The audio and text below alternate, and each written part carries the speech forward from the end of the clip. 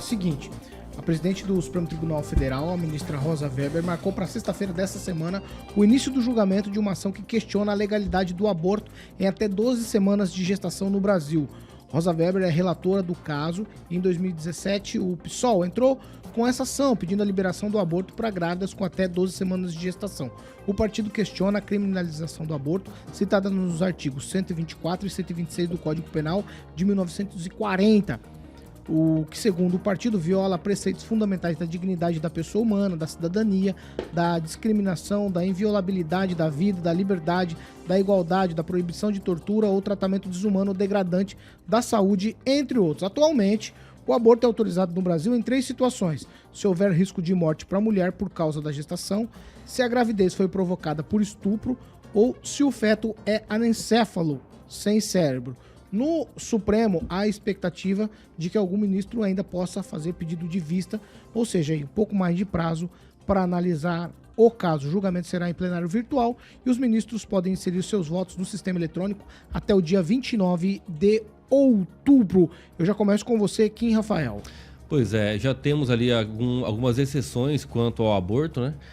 Realizado ali, mas só que esse é um julgamento, infelizmente, que vai de encontro ali com a própria Constituição, quando fala sobre a legislação. Quem deve ter ali o papel de legislar é o próprio Congresso Nacional, e como eles não pautaram, né, tem que entender o seguinte: se o Congresso não agiu, ou seja, pela ação, a omissão também tem que ser respeitada no sentido de que isso é uma vontade popular. E isso, o mais interessante agora, o presidente do Congresso e também do Senado, né, o Pacheco, já sinalizou, inclusive, que o Senado vai propor, sim, de forma legislativa, né, de encontro a qualquer decisão que ultrapasse os limites, né, do Poder Judiciário e também viola ali algumas funções do Poder Legislativo. Então, já temos alguma resposta, uma contra-resposta, aliás, né, do Senado para o STF. E isso nos dá um pouquinho de luz lá no finalzinho do túnel. Por quê?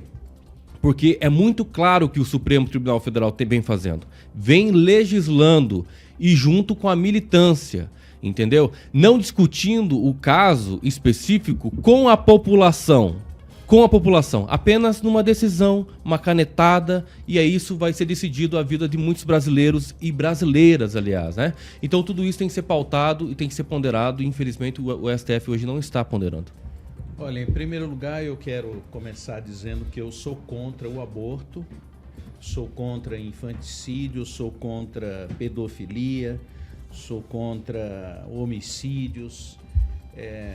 Essa minha opinião pessoal, eu acho que ela é importante dentro do contexto que eu vou falar. Em segundo lugar, eu concordo plenamente que essa é uma pauta já definida pela população.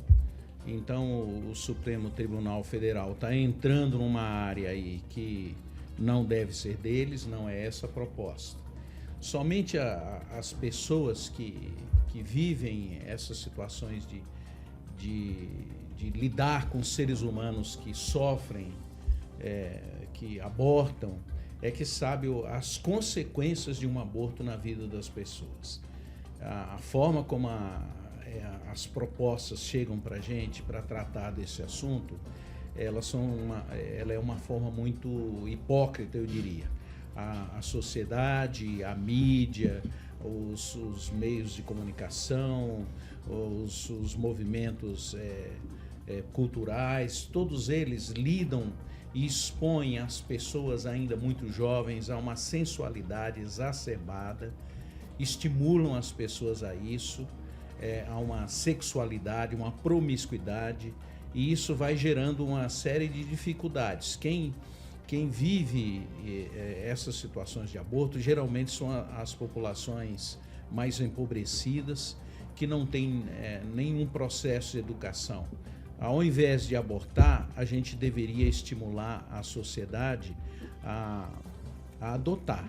Eu acho que seria mais saudável do que fazer esse tipo de coisa que estão fazendo. Ou seja, ensino, educação, condições de educar as pessoas para apontar as consequências de um aborto na vida de um ser humano, especialmente de uma mãe que é obrigada por desespero e por pobreza a buscar esse tipo de solução. Então, o processo deve ser educativo, de ensino.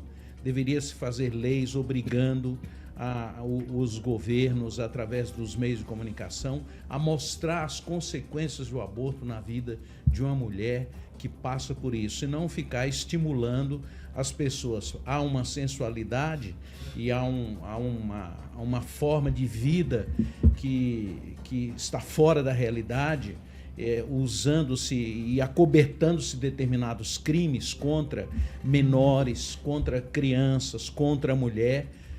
Ao invés da gente cuidar disso, a gente está estimulando à medida que você abre essas possibilidades. Eu sou absolutamente contra essa proposta, e o Supremo Tribunal Federal e todas essas instâncias judiciárias estão entrando num lugar onde eles não têm o direito de entrar.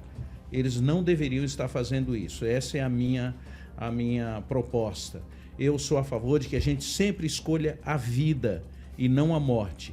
Uma vida que ainda não veio a nascer, mas já é vida. E por isso a gente precisa ter cuidado e repensar isso. As consequências são gravíssimas. Quem não ouve uma mulher que passou por isso não tem noção do que é viver essa situação. Eu sou pastor há 43 anos. Eu ouço histórias entristecedoras de pessoas que viveram essas situações e que sabem e se arrependem e se entristecem. Então o processo é prevenir, ao invés da gente ficar abrindo possibilidades para isso.